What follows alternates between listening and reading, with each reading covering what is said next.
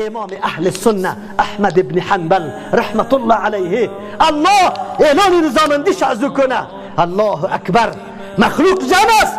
احمد بن حنبل آورده شده برش میگه که اقرار بکو که قرآن مخلوق است. نعوذ بالله. یک نفر نشسته است کلگی انتظار داره احمد ابن حنبل چی میکنه.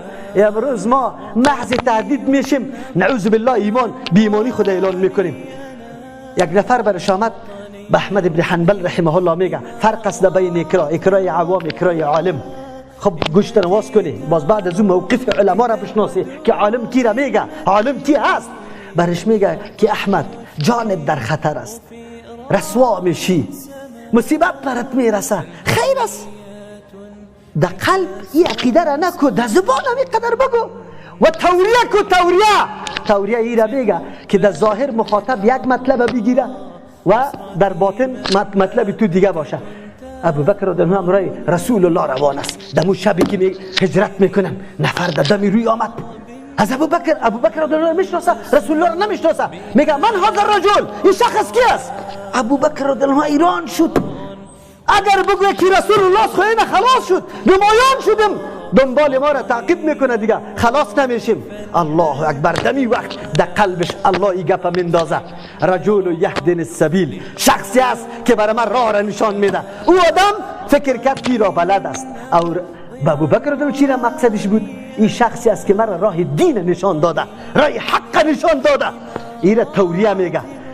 احمد ابن حنبل رحمه الله بالکل توریه میتونست، میگفت القرآن مخلوق، قرآن مخلوق است. خب هدفش چی می بود؟ ورقای قرآن. هدفش چی می بود؟ نوشته قرآن. لیکن احمد ابن حنبل امام اهل سنت میگه بری آدم، این مردم هم میبینی که قلم و کتابچه و کاغذ همراهش است، میبینم عالمه، خبرداری اگر این گفت گفتم این کلی مخلوق تباه کردم به عقیده غلط. الله اکبر. گفت نه میگم قرآن کلام الله است، غیر مخلوق است. عالم باید بدانه موقف خدا. گپی تو سبب گمراهی مخلوق میشه ولو که برای رخصت است، همین رخصت هم دقیقتی پای. حالی دیگه عزیمت اختیار کن، عزیمت اختیار کن، به خاطر که سبب گمراهی مخلوق میشه. بسیار نکته باریک است، بسیار نکته باریک است. الله متعال انسان قوت نصیب بکنه، قوت ایمان صحابه، ایمانی که واقعا الله اکبر تربیه رسول الله بود دیگه. مجلس رسول الله را دیده بود و ایمان بود. ایمانی که از ما کسی یاد گرفته باشه و ما خودم یاد گرفته باشه. این چه حیثیت داره؟ از او خاطر هیچ مقاومت نداره. اگر 4 رفع اونجا برای ما شور داده شد، نعوذ بالله به سجده در پیش روشم رفته را ایستم.